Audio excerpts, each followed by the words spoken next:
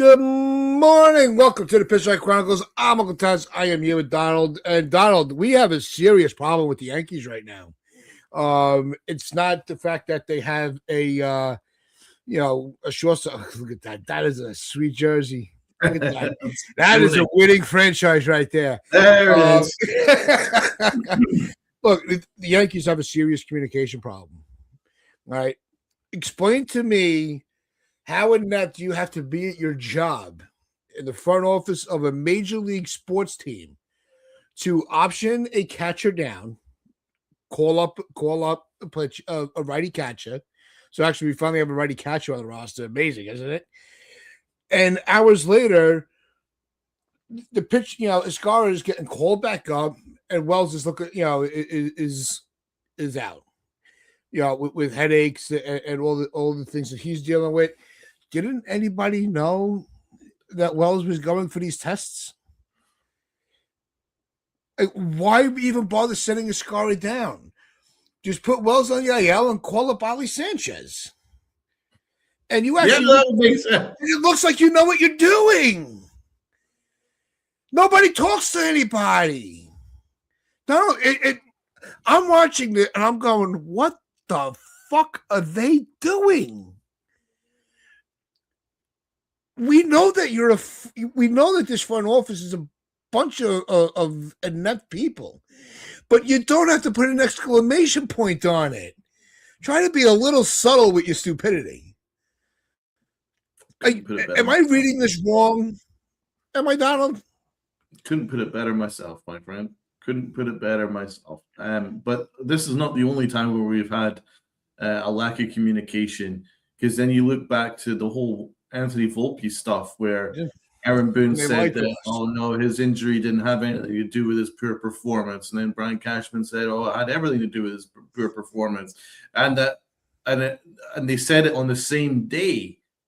I mean, that's how inept and lack of communication there is going on in this front office. And then you also think to the same extent where Brian Cashman was asked about that, and then he goes, yeah, but I have Anthony Volpe's medical records. I didn't quite get a chance to share that with Aaron Boone. So there you go, lack of communication. Why did you not share Anthony Volpe's medical records with your manager, who you apparently have a great relationship with?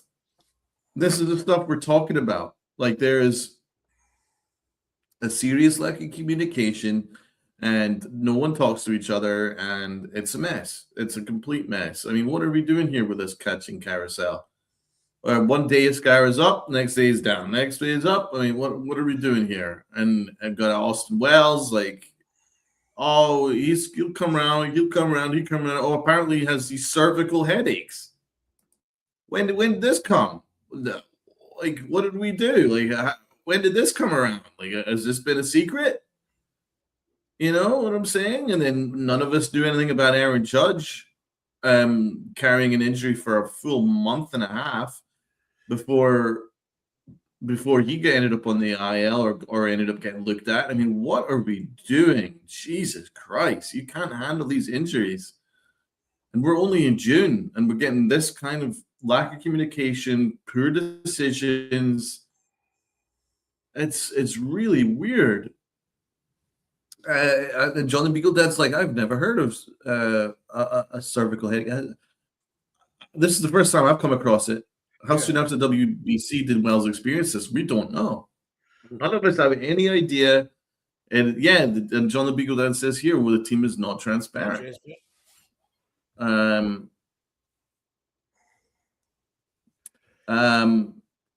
Spence says on the Wells headaches, it's like Paul O'Neill said, you play as long as you can play until you can't anymore. That's what it sounds like.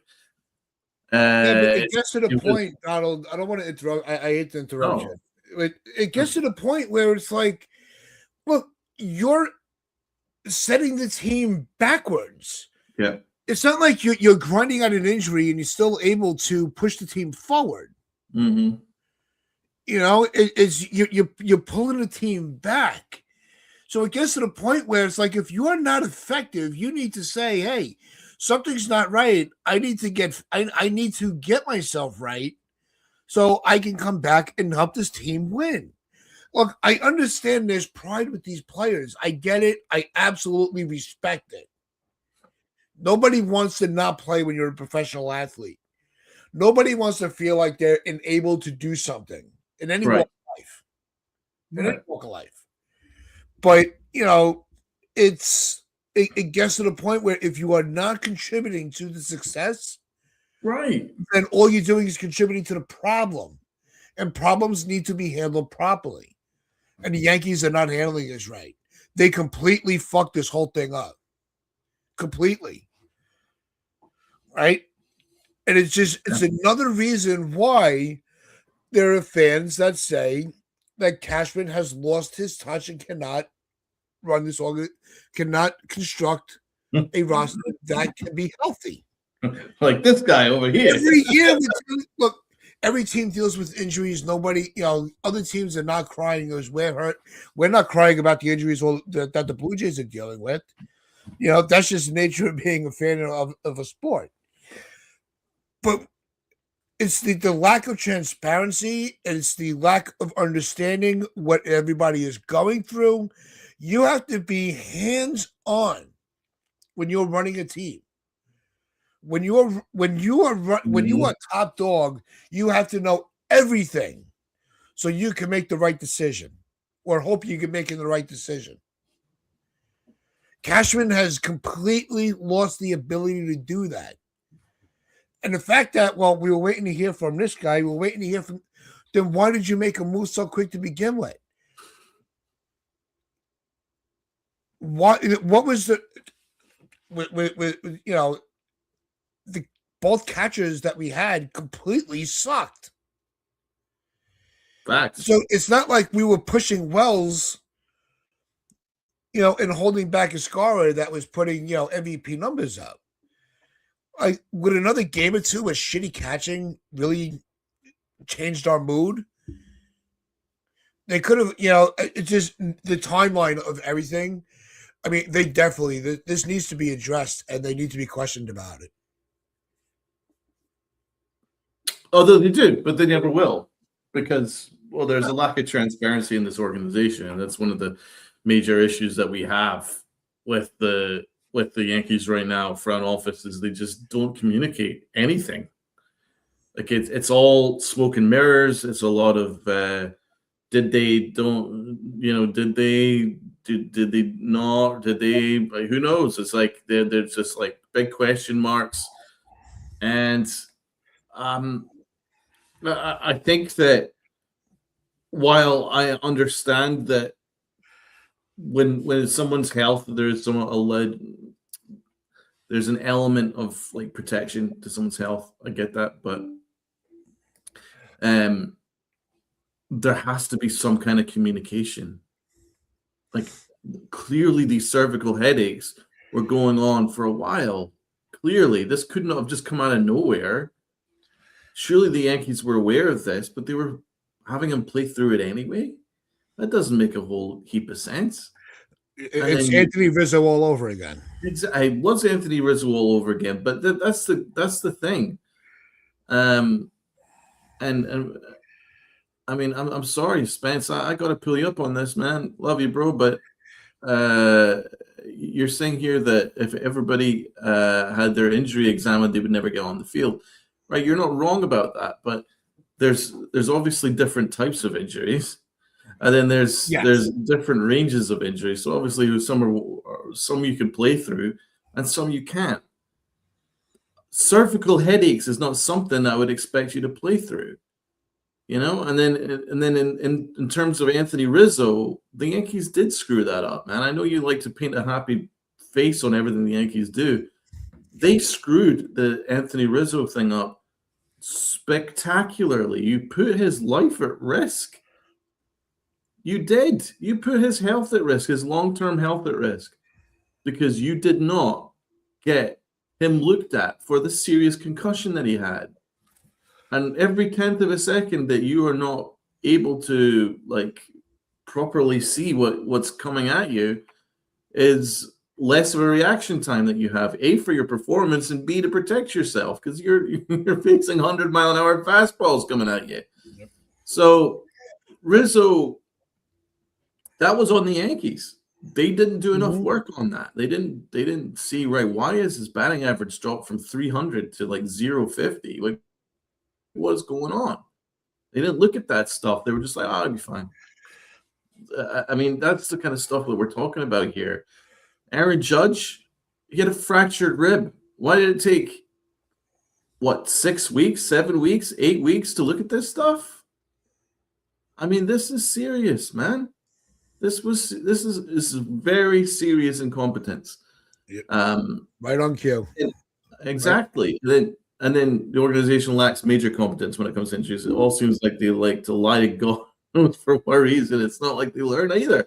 Exactly, because then you look at the whole Anthony Volpe stuff last year. I mentioned this. So turns out he had a much worse shoulder than anyone thought or anyone knew. Right? But they just had him play through it. I mean, he had a torn labrum in his shoulder, and they were just like, play through it, you're fine. I mean, this is really serious incompetence, but they keep putting a big, happy, smiley face on it. And that's not how you run an organization. You can't just put, hey, well, we're the Yankees, so everything is right that we're doing. Whether it's right or wrong, we're the Yankees, and we're always smarter than you. No. In these occasions, you're clearly not communicating, and you're also not putting your best version of yourselves out there. If you know that you've got guys playing with torn labrums, guys playing with broken ribs, with cervical headaches, with concussions, and you're having them play every day, their performances are going to decline. And the Yankees are going to start to struggle along with that. And that's exactly what's happened over these past couple of years. But the Yankees take no ownership for anything. They take no responsibility for anything. And round and round and round we go. At the end of the day, they have to start protecting their players. They have to start doing a better job of putting their players in a position to succeed, and also being more transparent with these injuries. So clearly the cervical headaches is not something that's new. So why is it only now, once he's batting 169 and he hasn't hit in like last 2 months, 3 months, 2 years? Well, you know what I'm saying? Is like, why did it take till now until we heard something? Like, these are the kind of questions I'd love to ask, but no one asks the tough questions to the Yankees because people are afraid of losing their media credentials.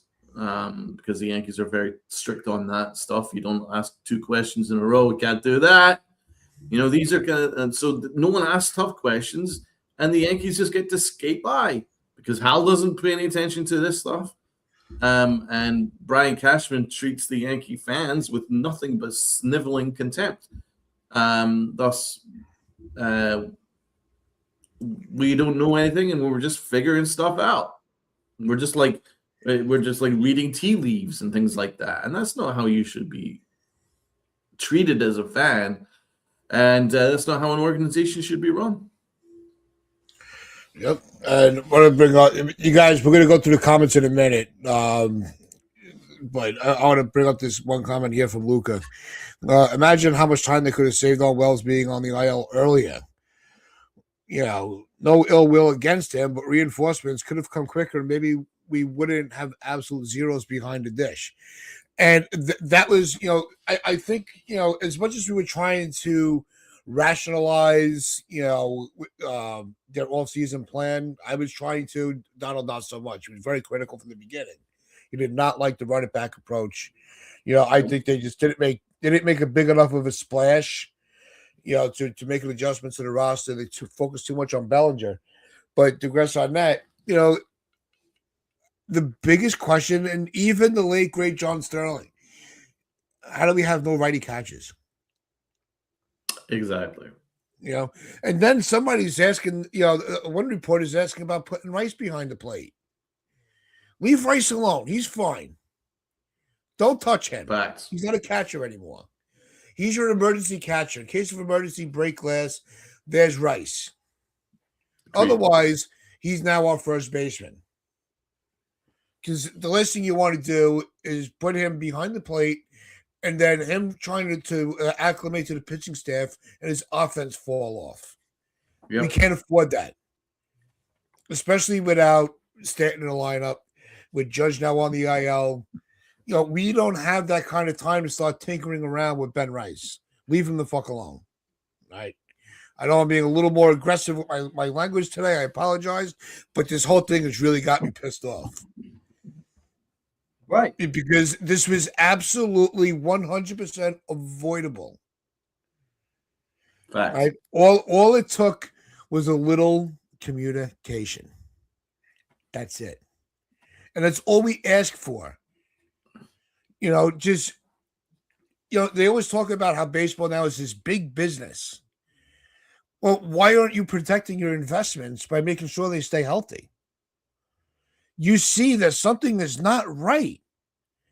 Because we couldn't figure out why Wells, who is projected, I projected to have, an all-star caliber year. To be this bad, nothing went into your head going, something's not right. Let's get him checked. I don't get it. Wells, this is where the player gets to blame too. Wells needs to say, guys, I'm not feeling right. Something's not. I keep waking up. I got these headaches. Something's not right. Can I get a couple of days to make sure that everything's okay? Like, God forbid it was something worse than just the cervical headache. And we've all had headaches. Sometimes they're grueling. They are. They can be debilitating. Anybody that's even had just a simple migraine. Cervical sounds like it's coming from your. It goes from the neck to it comes from the neck. Well, that's a nightmare. That's impossible. That means that I pulled it up. Hard to move your neck, and then it's radiating there. How are you able to play baseball and catch like that? So look it on Google. All right, a cervical headache is a secondary headache where pain is referred to the head from an underlying issue in the neck. Stems from bones, joints, muscles, or nerves in the cervical spine. Unlike primary headaches, it is not cause. Its root cause is mechanical or structural. Side effect: it's only felt on one side of the neck, on one side of the head. Pain is triggered more specifically by neck movement. You're a baseball player. Your whole body is moving. Right. This isn't something you just take a Tylenol and you get on the field. Right. This takes serious rest. So it's unfortunate for Wells because he took a lot of shit. And just like in the beginning with Rizzo, until we started saying, he should have come out of the slump by now. But this is like PTSD for us. With Rizzo, I think that's what's pissing me off the most. So they should, they didn't learn from their past mistake. Again. Exactly. And all I'm going to say is, because there's a lot of other Yankee stuff to get to, but I just hope Wells gets the rest that he needs, that they go away, and he comes back and is able to contribute to the team so we can cheer him on again, because that's what we want. We want a healthy Wells helping us win. Bottom line, mic drop. That's it. No, we wish him well. We wish him well. We didn't know this. We just thought you couldn't play anymore. We thought it was like a yes. Yeah. We didn't know that he had literally a headache, which is radiating from his neck and possibly his spine, that's affecting his catching and it's affecting his hitting. And the Yankees are just having him play every day. That is exactly. Wells has no joke. All things aside, this is life-altering if not treated correctly. And the Yankees are like, you'll be fine. Just like Anthony Rizzo, you've seen double. And the Yankees are like, you'll be fine. This is what they do to people. This is what they do. This is Brian Cashman's incompetence. but he is allowed to skate by for things that he did back in 1999. Baseball's changed. Medicine's changed. Injuries changed. Things have changed. Baseball's moved on, and we've still got the same front office from the 90s. You can thank him for the stuff that he did in the 90s, but then you also have to say, we're paying you for 2026. And you have been asleep at the wheel. He had no plan for this infield. No. He has no plan for catcher. And he went into this and he had no plan for the bullpen. And we went and he had $300 million to spend. And it's still a questionable infield, and it's still an awful catching situation, and it's still an awful bullpen. And he made no changes. He did absolutely nothing. And that is absolutely unacceptable for me. We're paying you for 2026. We're not paying you to thank you for 1998, 1999, and 2000. That's not what it's about. And I honestly, it's driving me mad because I just don't understand. Like, how is Brian Cashman allowed to get away with this? This is a horrible, horrible roster management. This is an awful way to take care of your personnel. Surely if these players were not telling the organization that they had serious problems, well, that's the merit for. It's certainly on them. Having said that, if I was a forward-thinking organization that had analytics coming out of the wazoo, and then you're clearly seeing Austin Wells' numbers drop to 169 batting average, and he's unable to do anything of any note, I would be like, I'm going to do some testing. Something's not right here with you, Wells. That's what I would do. You know what I'm saying? And I'd be looking at Aaron Judge, and I'd be like, dude, you're batting 248. You've not done that since your rookie year. Are you sure you're not carrying an injury? I'm going to do some tests. But you know what I'm saying? That's what an organization should be able to do. But the Yankees, they're just like, we are the best, whether anybody else thinks so or not. We are the best. Our medical is the best. Everything that we do is the best, and you're not allowed to question me. Why can't question the hell out of you? That's what I'm going to do. Like, they have these scheduled off days. If you have a scheduled off day, go to the doctor in the morning. Just look. I just need a quick check. You know, they got all the medical equipment. Right? Yes. They got doctors on hand up the wazoo, and they still can't diagnose. You know, they can't diagnose anything for the life of them. But now I want to get to, like I said, there's a lot of other things to talk about before we close up on this one. This deserved a lot of attention. I'll bring up a question here from Andy Carnival. How many players are injured on the Yankees that fans have no idea who should be playing? Well, that's why I'm saying this is why they need to, you know, if you're on a scheduled off day or they're just giving you a day of rest, what does it hurt to get checked? It doesn't. You could still be in the dugout during the game, and none of us are the freaking wiser. Right? But it's the withholding of information. I think it's also the carelessness of your roster. You know, because when the fans, yes, we get very cranky when the players are not playing. You know, we're like, why is Judge getting a day off? He's hot. You know, but maybe they need to do something to make sure that they keep on these players.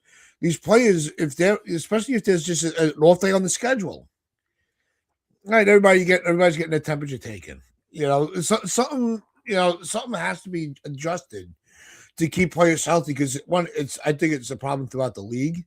Like I said, this is not solely a Yankee problem. There's injuries on every organization, but not to the extreme like the Yankees have. And the extreme part is just there's no communication. Not even just with the public, within each other. They don't talk. And the way that Escarra, Wells, and Sanchez were brought up, sent down, I yelled, brought back up, sent down. It was what's happening next? Now who's getting sent down? You're waiting for the next alert where it's like, where the fuck did Escarra go? So to me, that is a huge problem. Then what about Garrett Cole going on, ending up getting Tommy John surgery, right? And it happened not coincidentally after by Aaron Boone put Garrett Cole in twice in a spring training game. Mm-hmm. Remember? Remember right. he subbed him out and then brought him back in. And then we never saw him again. Now I'm not saying that's what caused it, of course not.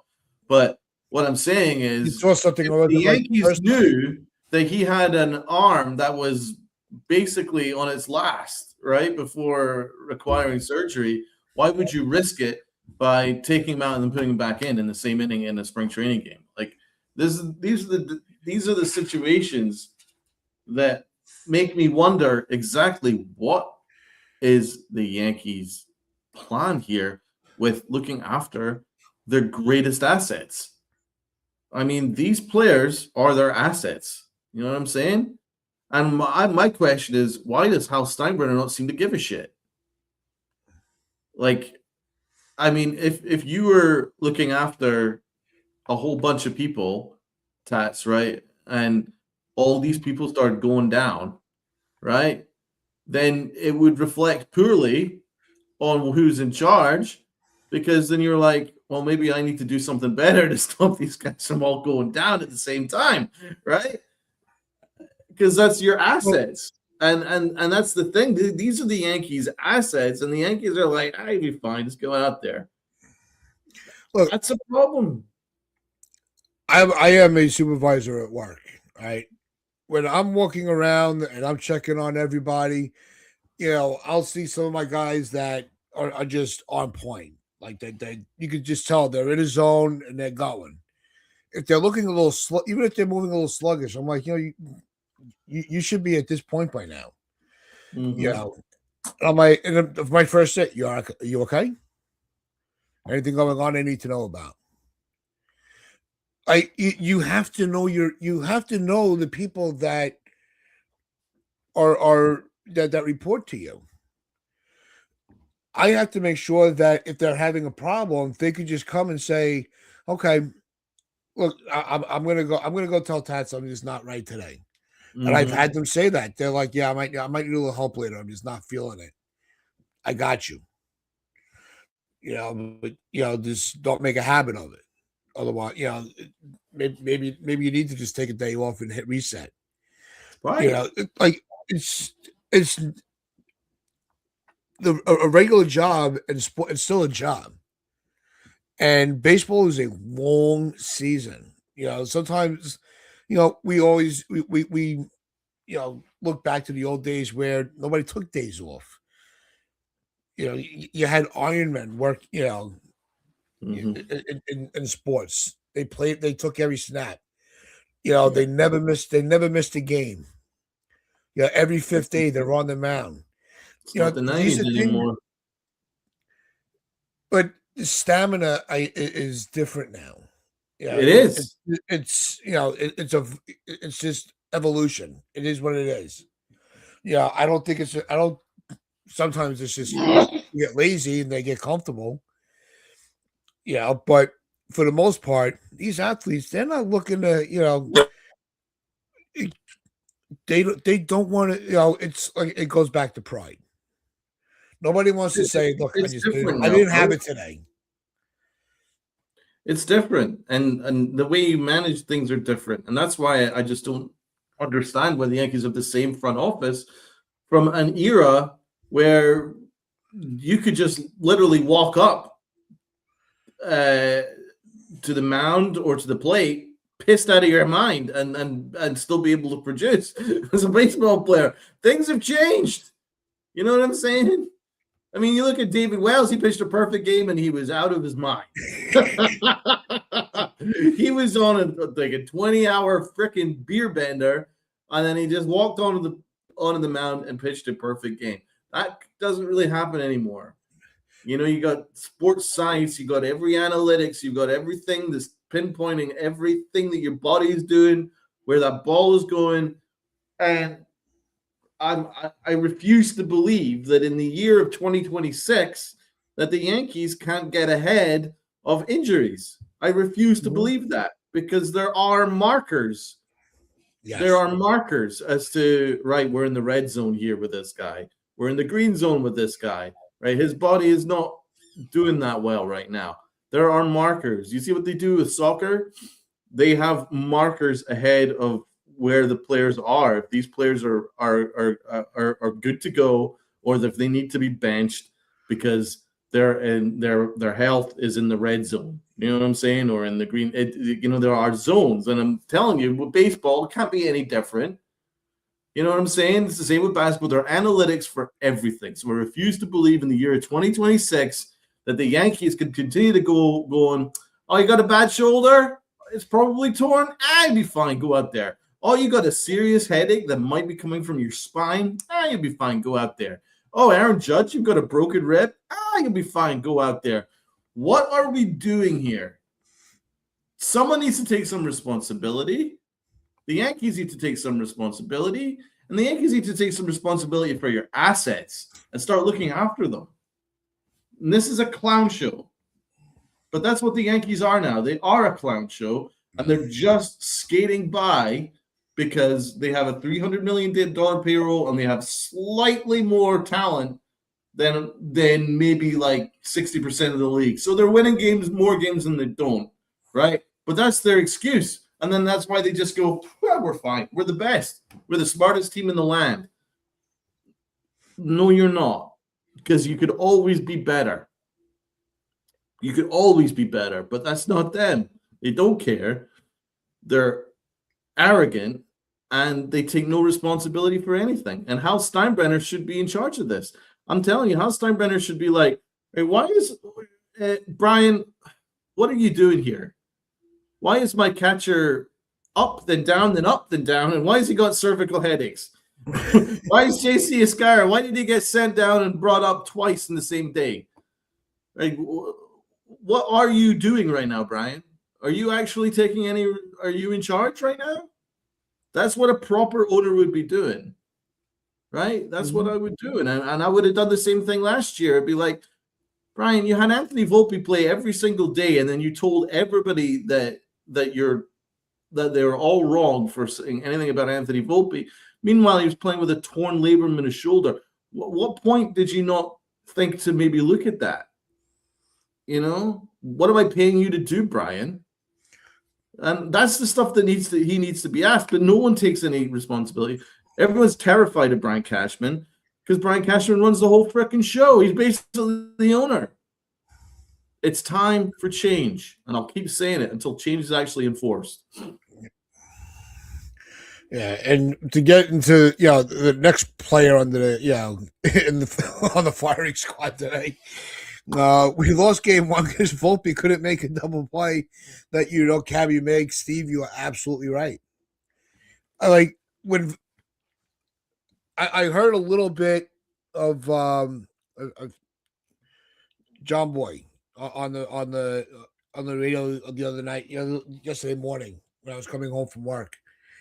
And it was just sort of, I'm like, I never really paid them any mind. It says, I'm only driving home. It's a 10-minute commute. How bad can it be?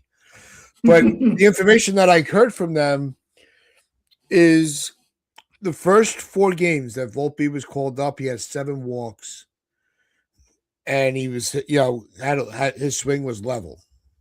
Yep. He was really, then since then, he's had 2 walks. And he's back to swinging uppercut. There we go. There we go. So he went, he was feeling comfortable at the plate.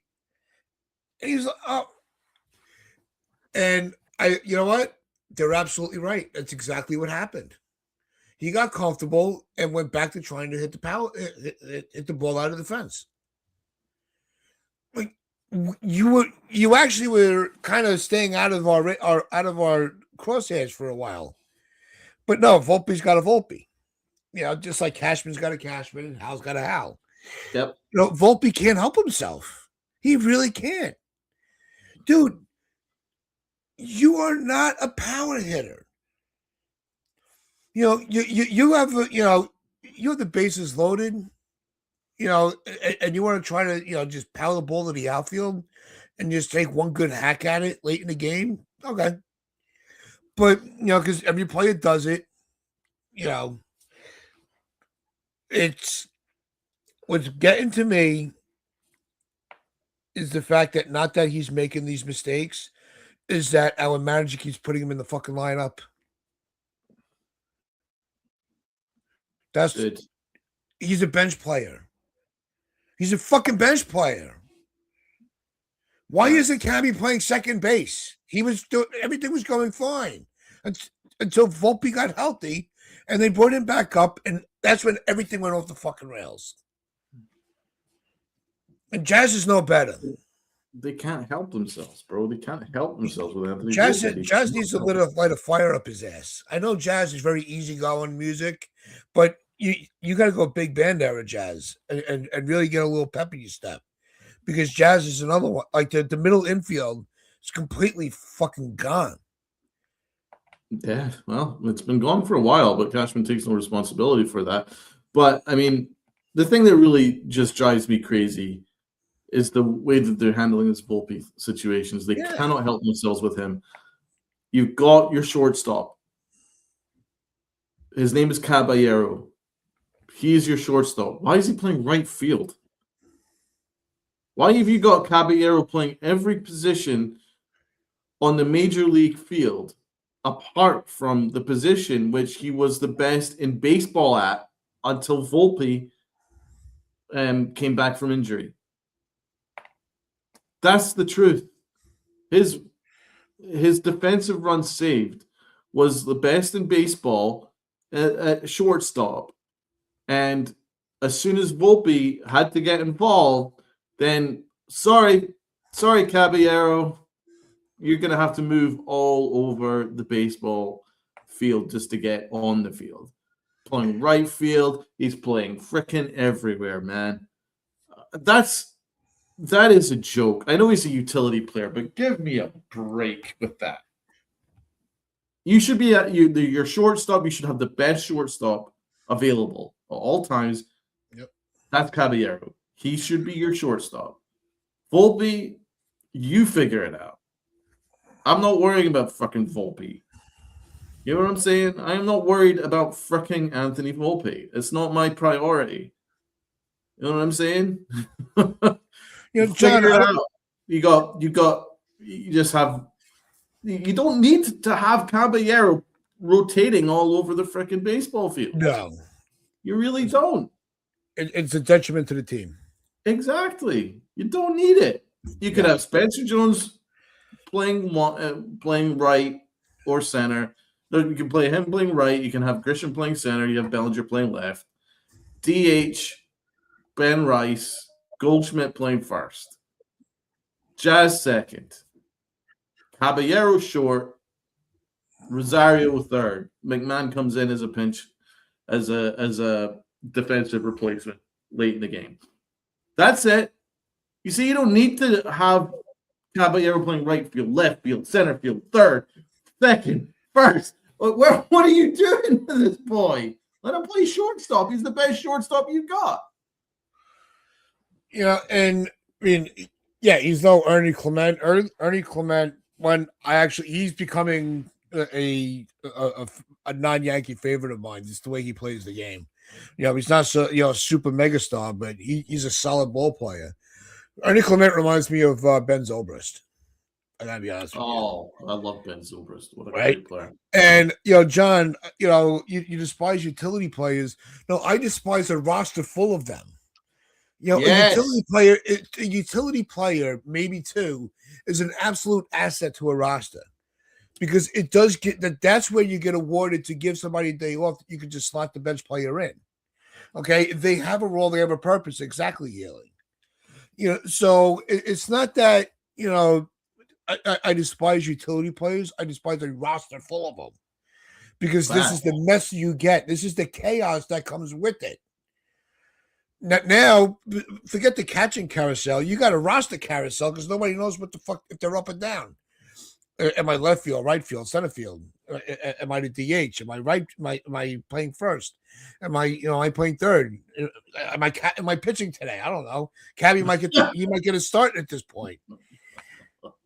It's just chaos and chaos, confusion, and all it does is sets the team back. Yes, we're a game out from taking back the division, but you also have the Blue Jays are getting healthy. We have the Guardians coming in that just that just embarrassed us. So this isn't a cakewalk, especially without Judge in the lineup, especially without Stanton getting back yet. There's so much that goes into it, and it's this team is going to be a struggle all year. Like guys, I'm not. I think I still say I hold by my season prediction. They're going to miss the division by one game. They're a wild card team, and they're lucky they'll be that. Depending on what the record is, who knows what spot of the wild card they are. That's still up in the air. I don't care how bad the American League is. We haven't seen a trade deadline yet. Yep. Throughout August, that's when you're going to start to see the playoffs take shape. So I'm not looking at the standings just yet. Exactly. The Jays are only 7 games behind, bro. They're 2 games below 500 yet. They're only 7 games behind. All it takes is one good week. I mean, one good week against a bad week, and the team is right back in it. Right. I mean, that 7 games could be made up in a month. Easy. And it's going to be a very difficult month for the Yankees. So I'm not. I certainly wouldn't be saying, "Oh, we're in great shape," because we've got a .590 winning percentage, which isn't that great, and it could get a whole hell of a lot worse if we continue to play as badly as we have. We've got the pitching. The pitching's been great, but I just don't understand why Aaron Boone is making Caballero play every position on a baseball field just to fit Volpe in at shortstop. That is sickening. Volpe is not that good a shortstop. He's not even a good shortstop. He is not good enough in order to make the better player have to rotate all over the baseball field just to get a chance. That doesn't make sense. I mean, at the end of the day, I would be just going to Volpe going, right, bro, you're going to need to learn how to play second base. And then have him learn second base, and then you've at least got a little bit of versatility from him. Why is he given this the golden treatment? I just don't understand why they're doing this with this kid. He's not that good. You look at this now, Volpe's played great. Volpe's numbers are basically exactly the same as they were last year. And it's the truth. If you look at it, Anthony Volpe's numbers are, the batting average is almost exactly the same as what it was last year and the year before now. So clearly he is not this incredible player. What's he doing? He's batting .211. Right? 1 home run. So there you go. He's batting .211. What did he do last year? It was what was his batting average last year? It was like what, 213, something like that? I think it was 211 at the end. Oh, so it's what, exactly the same right batting average then? Yeah, he's the same. He's not any different, bro. He's the same guy. He's not a shortstop. He's just a body on the field. Yes, he is. Exactly. He can't throw to first. He can't throw home. He's got to go. He's got 2025, he bat 212. 212. This year, he's batting 211. Right? His MLB career average is 222. This is who he is. Right? His on base percentage is up. I'll give him that. 320 as opposed to 270. Okay. But by the way, his slug was up last year. And that was with a torn labrum. It was a 391 slug. His slug is only 316. He had a better OPS last year, 663. It's 644. This is who Anthony Volpe is. I don't understand what the Yankees are doing with Anthony Volpe. Now, I think this is an interesting take on it, Donald. Volpe's that bad. That's why Cabby looks like an all-star in comparison. I think I just think Cabby's just playing well. I'm not saying that Cabby is the quintessential shortstop. But True. One, of course, I could look better at shortstop than Anthony Volpe. True. Okay? And I never played it, and even in Little League. So it's Cabby is, yes, he's a serviceable shortstop, right? But he was effective, and that's all we're asking. Right. Just be effective. Make your plays, put good at bats out there, and hope for and hope that you get lucky. Because there were a couple of plays this with the series with Boston, like that double play for Monasterio when he dove for the ball, and just luckily he was right by the bag to double up Jones. Like one that stood out to me because I love baseball, and like that was an amazing baseball play. Like that's knowing exactly what you're doing and where you are on the field. Mm-hmm. Imagine we had that at shortstop. Well, people wonder why I love Cabby so much. He is the exact player that you want in your team, because everyone says you don't need 9 all-stars at every position. You don't need an all-star at every single position to have a good baseball team, right? Caballero is the perfect example of that. He's not an all-star player. He's just a solid player at everything that he does. You need that kind of guy, a guy that's versatile, a guy that can attack in different ways. He is just a very solid player, and he's a great fielder, great arm, great attitude, good contact guy, got speed. He's everything that you probably want. You've got that. And you can put him in a shortstop. Great. Now, focus on the other positions. No. The Yankees are like, oh, no. We got to fuck around shortstop because we've got to protect Anthony Volpe. That's what just doesn't make any sense. You've got your shortstop. He's right there. Leave him there. Focus on the rest of the infield. First base and shortstop is sorted, right? Figure out the rest of the infield. But no, they don't do that because for whatever reason, Caballero's not their boy. Anthony Volpe is. So they're like, we got to get Volpe in here. Why? Look at those numbers. There's no reason to force him into any situation. It's just absurd. And I'll be honest, bro. As soon as the Yankees started pissing around with Volpe, forcing him into games, I have checked out. Because I just can't keep doing this anymore. It doesn't make sense. This is like continually running head first into a brick wall. Then you recover, you get yourself up again, and then you run straight into a brick wall again. The Yankees are doing this to themselves every single freaking year. And we have to go along on the ride, on this stupid ride, where we know where it's going to end up. Hitting your head off a brick wall, and then getting up again and doing it again. It's so stupid. It's so stupid. Could somebody please take some fucking responsibility in this organization, please? This is interesting from Jay Snow. Last in the division in hits. That's it. I don't have somebody that could be fact checked because that's pretty sad. That's not good. Mm-hmm. And FJ, you're right. They play dull games. Yeah, it is dull.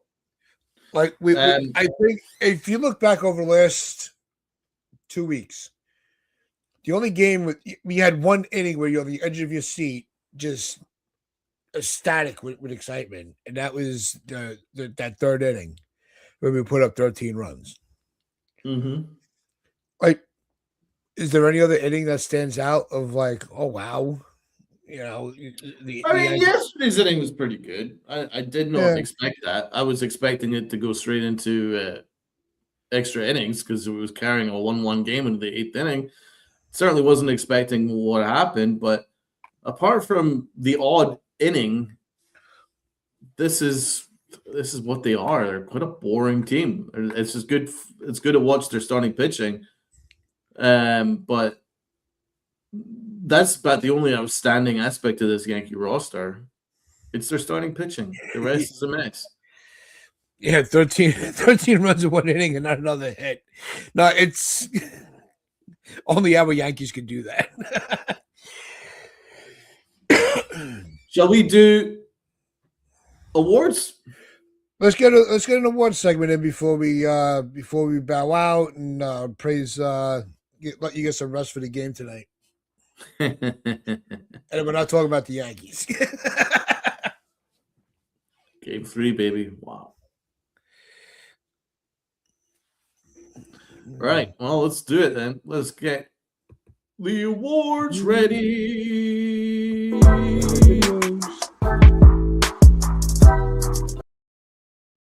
All right. Let's go with the MVP. Wasn't it real quick? Oh, yes. I'm gonna $2 super chat from Felix here. Appreciate you. Thanks for the donation. Arbitration is going to be interesting with Volpe. That is, I got popcorn in stock. I got some Tylenol because it's going to give me a headache. But yeah, arbitration with Volpe is definitely going to be interesting. Can I be the prosecution? Yeah, yeah. Could you? Oh, that'd be awesome.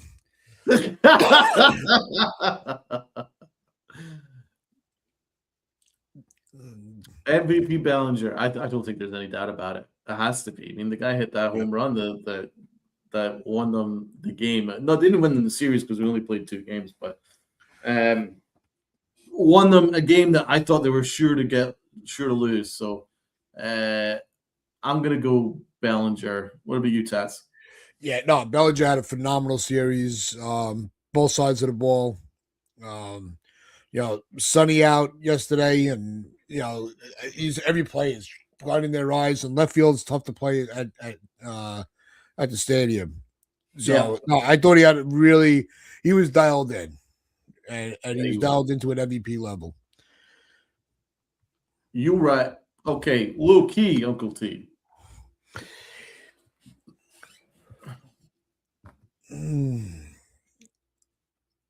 Goldie? I have to.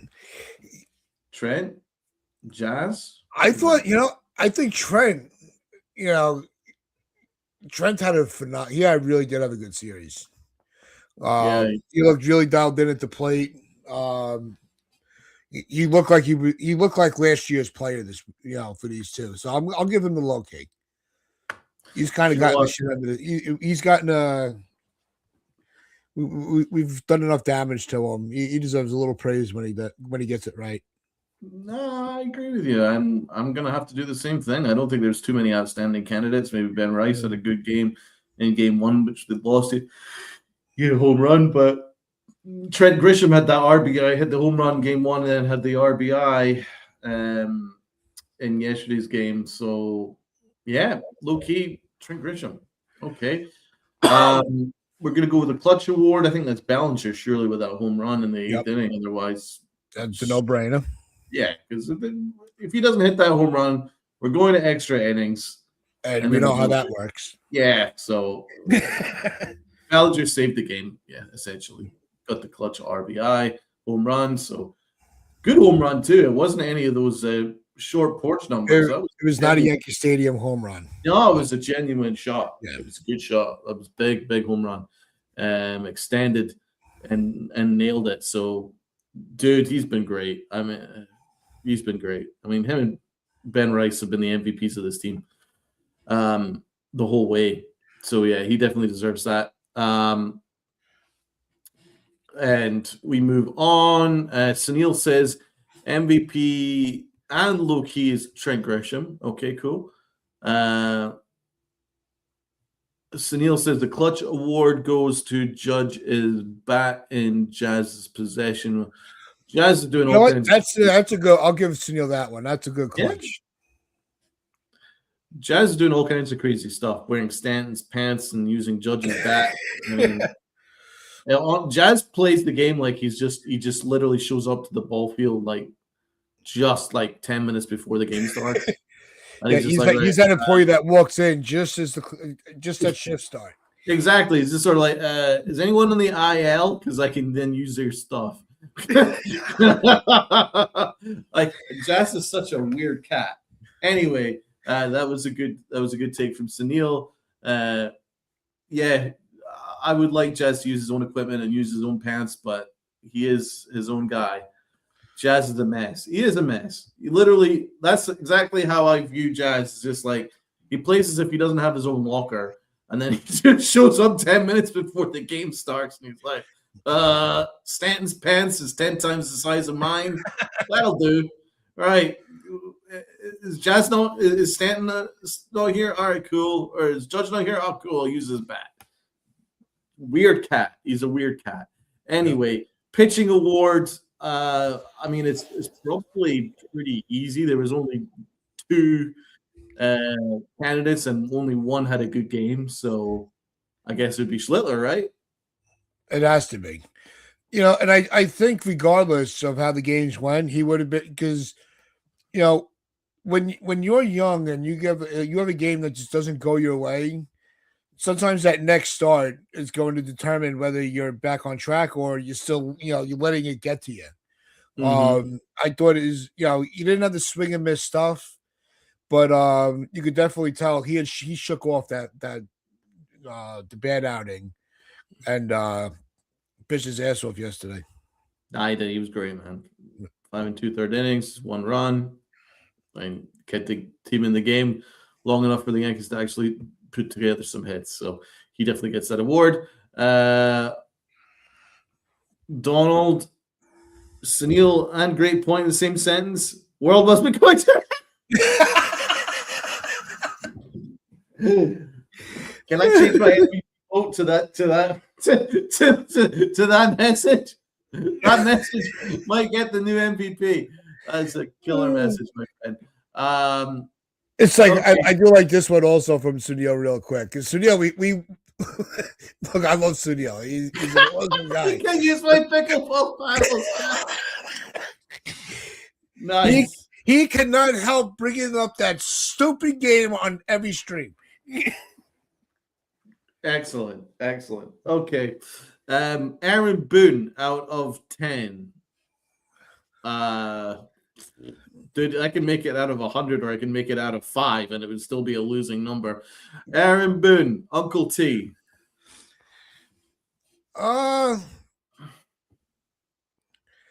He's still, I'm giving him a 0 just to the whole catching situation. Right. And then, you exactly. Can't go into a division series and just have that much confusion. I'm sorry. That should be a negative. But he's getting a 0. Right. I mean, I'm giving him a 0 for Caballero playing right field yesterday. Well, Volpe's a shortstop. Like, what are we doing? And Spencer Jones was pinch hitting, even though he had 3 hits the game before. Thank you. Doesn't make any sense. That didn't make any sense either. Doesn't make any sense. This is Booney Bubbles. Boone negative $1 billion for Stevie B. Excellent. Boone the Malfeasant, 2 out of 10 for Volpe, short pinch hitting Jones, who was 3 for 3 in the game. Yeah, sure. Let's call it Spencer Jones and sit him, especially after he gets 3 hits. It's like he tries to hold people down. Yeah, I agree. Yeah, I agree. It was the matchup situation. Like he doesn't hit lefties well, but sorry if you're having to play Caballero in right field just in order to not play one of your top obviously, I'm not prospects too concerned about who's numbers. an outfielder, then there's a problem. Yep. Then there's a problem. So I agree. I think that was a stupid call and disappointing. So yeah, 0. I'm giving Aaron Boone absolutely 0. And it looks like everybody in the chat agrees. Okay, that would then lead us to one positive award. Well, we got to close with the positive. We got to get hype. We got to get re-hyped up for tonight. And yeah. Okay. We started off. We were very cranky to start the show. I want to leave in a good mood. All right, no problem. Let's go with the L then. Let's go with the L. Uncle T, who gets your L? Volpe. You can't play ball, bro. I'm sorry. You can't. You're not a major league ball player. So you can't throw home. You got to look at first base. You can't turn a double play. Jazz could have made that. Caught it and thrown it. Jazz does that that ability. But I just thought his defense was absolutely atrocious. It's even worse than his offense, I thought. He is atrocious. Sneal, Aaron Boone, 5 out of 1,000. Excellent. How the fuck do you cover up for A? Wells trying to say his cervical headaches just arose? Exactly. Wells might have been trying to show some bravado, but you have to have some full disclosure. Exactly, bro. I completely agree with you there. That's why my L goes to the Yankee organization. So Boone and Cashman, essentially, they get the L for this whole catching nonsense, and with Caballero playing right field, and then you've got this herky jerk nonsense going on at catcher. It's pure organizational incompetence. There's no way that Wells' cervical headaches just came out of nowhere. This is obviously a thing. He's obviously had it for a while. And so they still made it up like, oh, it just happened. That stuff just doesn't happen.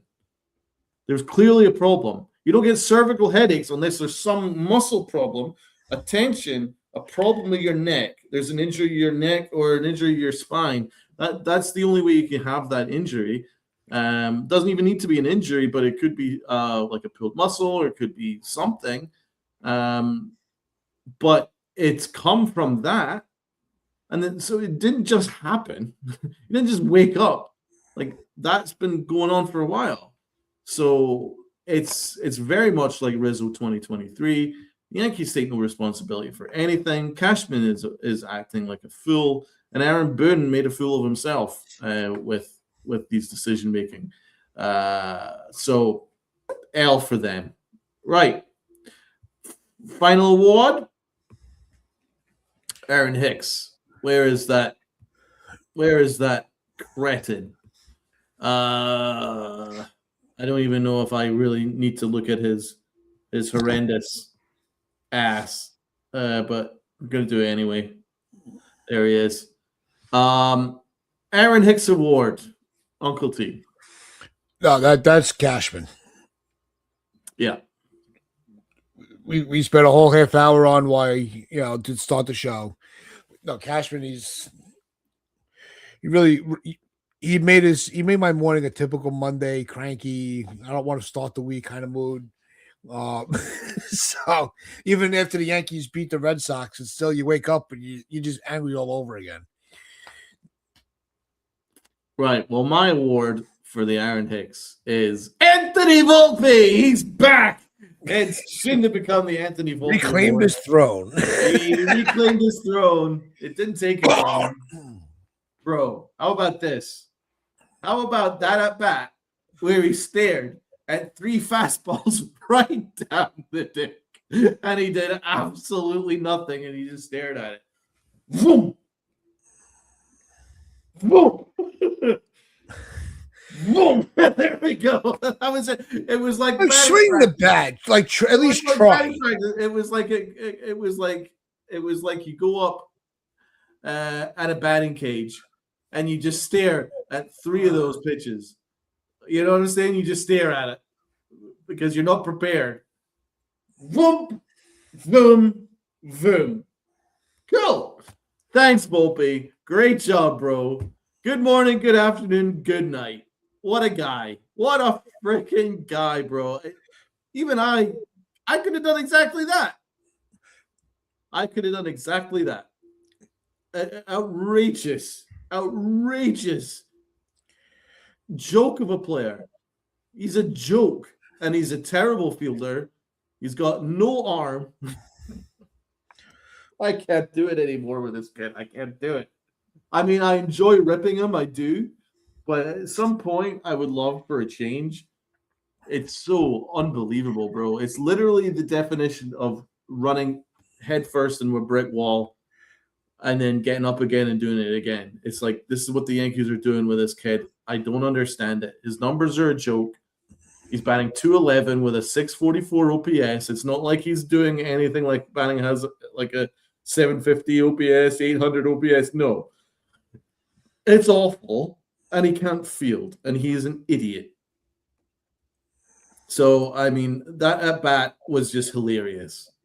He's an elite scrub. He's elite at being a scrub. But that at bat was hilarious, and it just sums Anthony Volpe up. And it sums the Yankees up. Standing up there in a big moment, strike 1, strike 2, strike 3. Cool. See you later. Because I'm guaranteed to start again tomorrow. Unbelievable. He is soon. It's soon to become the Anthony Volpe Award. It's soon. Very soon. Probably next season. But if this continues, maybe by later in the summer. But that's definitely getting that award. And then but because we don't want to end on a cranky note, and the Knicks are heading into Game 3 of the NBA Finals, with an opportunity to basically sew up the NBA Finals tonight, we're going to go with the You're My Boy Blue Award last. You're my boy, Blue! You're my boy!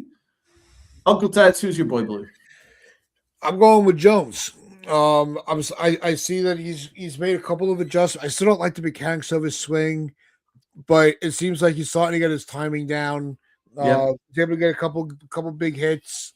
It wasn't sending the ball out at laser speeds, but putting the ball in play.